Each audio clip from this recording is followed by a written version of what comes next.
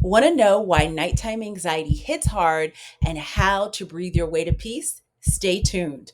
Let me paint the scene. It's 10:47 p.m. You're exhausted, but suddenly your brain's wide awake. And then the spiral starts. Did I say the wrong thing earlier? What if tomorrow goes badly? I should be asleep, but now I'm anxious that I'm not asleep, so I'm anxious that I'm anxious. Sound familiar? If your anxiety waits until bedtime to hit, you're not alone and you're not broken. There's science behind this, and I'm going to break it down for you. And then I'm going to give you expert level calming tools to help you reset your nervous system fast, including breath work most people have never heard of. So stay tuned. Let's start with, why does anxiety peak at night in the first place? There are a couple reasons. Number one, your cognitive guard is down. So during the day, your prefrontal cortex is busy managing tasks and conversations and decisions. At night, your brain switches gears and those unprocessed thoughts flood in. So what feels like random anxiety is really suppressed emotional data that's now rising to the surface. Second reason is your cortisol drops. But so does your mood stabilizing dopamine. And that's where it gets tricky. So cortisol is your stress hormone and it naturally dips at night. But if you've had high stress all day, your system can rebound with a cortisol spike, like creating a jittery energy around 9 to 11 p.m. Meanwhile, your dopamine dips too, which makes everything feel like more intense or hopeless.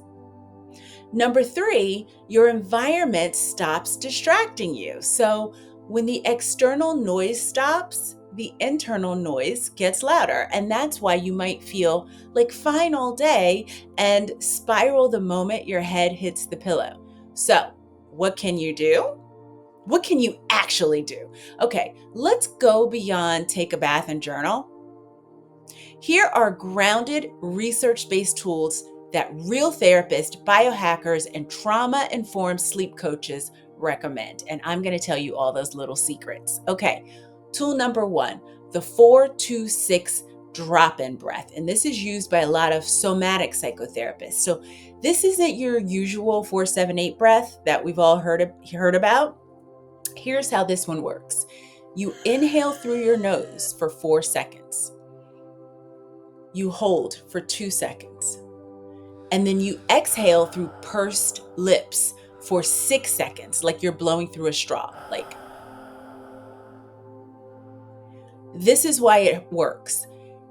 This lengthens the exhalation phase, which activates your parasympathetic nervous system, the one that tells your brain, we're safe now, right? You're going to repeat that for about 3 rounds while gently pressing your hand over your chest or your belly. Don't force calm. Let it come to you. Tool number 2, I call the brain cool down. And this is inspired by EMDR and cognitive diffusion. And I want you to think of this as like mental flossing. So write down exactly what's spiraling in your head. Just short phrases. Then read them out loud to yourself in a silly voice, like a clown voice, right? Tap each shoulder in slow, alternating rhythms for 30 seconds. Why does it work? You're using bilateral stimulation, a technique from EMDR, to help your brain process instead of ruminate. And using a silly voice tricks your amygdala, the fear center, into de-escalation, right? So if you say something like da da da da da, it's hard to take yourself seriously, and it tricks your amygdala back into like de-escalating it, like it's not that serious, right? Tool 3, the reverse yawn. And this is used in sleep therapy and vagus nerve work. It's a weird name, but it's a powerful tool. And here's how you do it. You open your mouth really wide, like a yawn. I know that you might look weird, so you want to do this in the privacy of your own home or room. But you open your mouth wide like a yawn, but you don't breathe in yet. Like that. You slowly breathe in through your nose while keeping your mouth wide open. Then sigh the breath out fully through your mouth. And you want to do this 2 to 3 times, right? Why does this work? It stimulates the soft palate and pharynx, which are connected to the vagus nerve, the master switch for calming your body. It also interrupts the shallow chest breathing that feeds anxiety. All right, tool 4, bedtime boundaries that actually work. So before bed, your nervous system needs predictability and rhythm. Not perfection, just predictability and rhythm. So you're going to try this 3-part nightly buffer zone. 1, sound off. Use low instrumental music, a fan or pink noise, not just white noise. Pink noise mimics natural rhythms. 2, lighting hack. You're going to keep your lighting amber and avoid overhead lights. Even a 3-minute exposure to ceiling light can suppress your melatonin by up to 50%, making it harder to get to sleep. 3, your word block. 1 hour before bed, no intense conversations, no decision making, no social media scrolls. Your brain needs a cooling off period. And finally, a permission slip. If nighttime is feeling hard, don't judge yourself for that.